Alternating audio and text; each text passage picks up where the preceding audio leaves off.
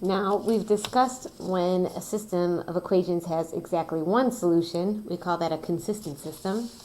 When there's no solutions, that's an inconsistent system.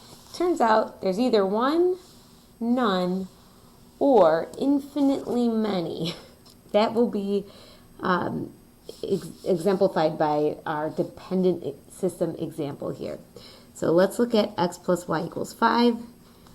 Again, putting this in slope-intercept form, we've got y-intercept 5, slope -1. Let's go ahead and graph that line. And I'm doing this quickly because we've already done this quite a few times so far. Okay, and now the other equation is 2x plus 2y equals 10. So you might notice it looks awful familiar, like all the coefficients are multiplied by 2.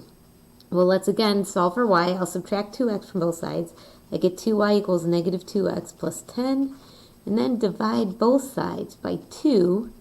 You get y equals -2 over 2 is -1x plus 10 over 2 is 5. This is the same exact equation. So if I were to graph this quote-unquote second equation, it's literally the same line. These two lines are actually the same. So what do we say? It's a dependent system because the one equation depends on the other because they're exactly the same. And we say we have infinitely many solutions.